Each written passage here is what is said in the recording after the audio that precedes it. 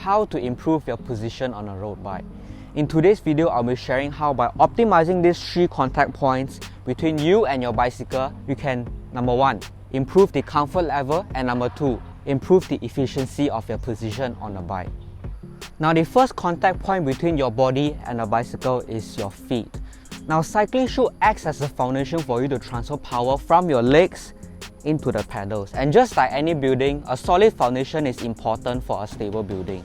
So in this case, a stiff cycling shoe acts as a solid foundation for you to transfer power. So to demonstrate this, I have a pair of old running shoes that I used to run in.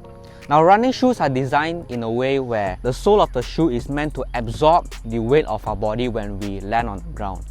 And it's also designed to be flexible in all directions to provide us with comfort while we are running. Now, what a good pair of cycling shoe can do that a running shoe cannot is, it will not flex while you are pedaling. So for every pedal stroke that you push down in a running shoe, the sole of the shoe flexes a little bit as you press into it. So an average cadence of a cyclist is usually between 80 to 90 revolutions per minute. So for every minute, you are repeating that same motion for 80 to 90 times, and each of those pedal strokes, the shoe flexes a little bit because you're pushing down so hard on it.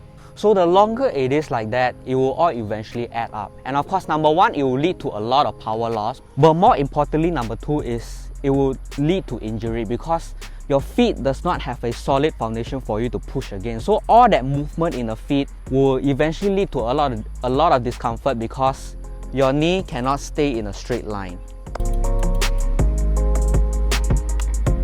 One of the first few upgrades that you should definitely make as a beginner cyclist is get yourself a proper pair of cycling shoes.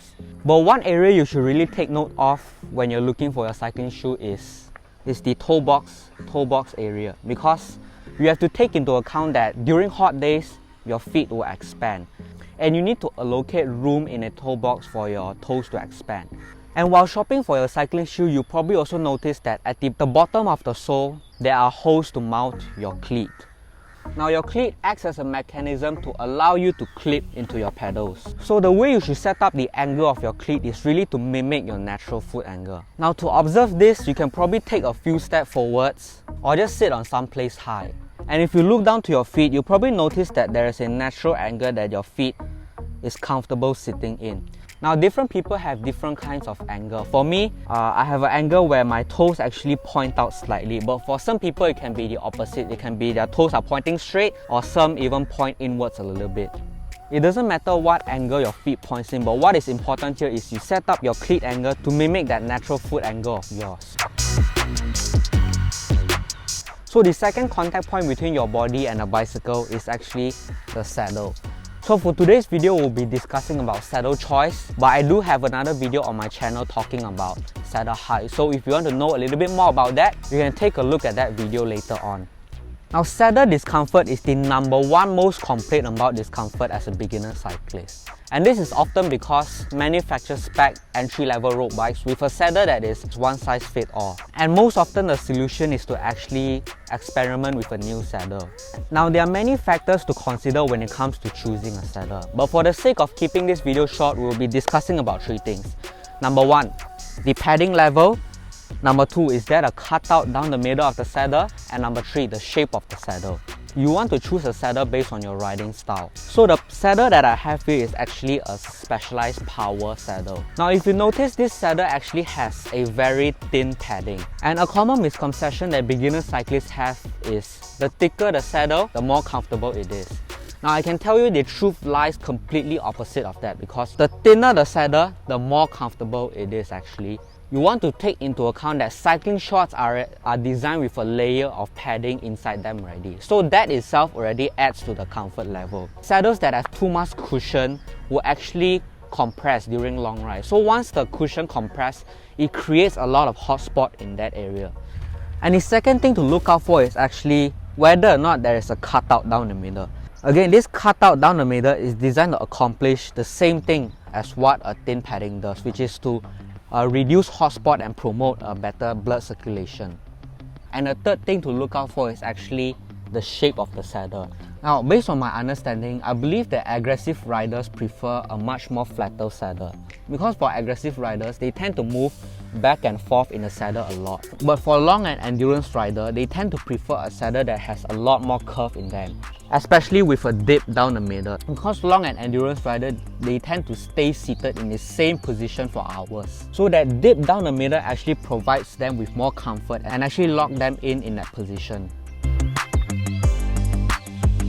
Now, a lot of bike shops here in Malaysia offer a saddle trial type of program, so you can try first before you actually purchase the saddle. So the last contact point is actually your hands. So for today's video, we'll be discussing about handlebar width. Now, during my early years of riding, I used to have a pair of handlebar that is way too wide for what I was back then. And because of that, I really felt that the wider handlebar makes it harder for me to engage my core. And I think this is mainly due to the fact that my hands are actually outside of my shoulder joint. So because of that, almost half of my body weight is bared by my hands alone. And during long rides, you can really feel those pressure build up on your hand. So fast forward today, the pair of handlebars that I'm riding right now is actually in line with my shoulders. Having the proper width not only improves the weight distribution side of things, but aerodynamically wise, it's also better because a wider bar creates a lot of frontal area where you're taking in the wind here. So narrowing that space actually makes you more aerodynamic because you disturb less wind. So there's less frontal area here for you to catch that wind. So all three tips today are really meant to improve your comfort, improve your efficiency, and really make you cycle faster on the road. So share it with a friend who might be new to cycling and had not heard of these concepts before. So remember to like, share, and of course subscribe to see more cycling tips and tricks from this channel. And I'll see you in the next one.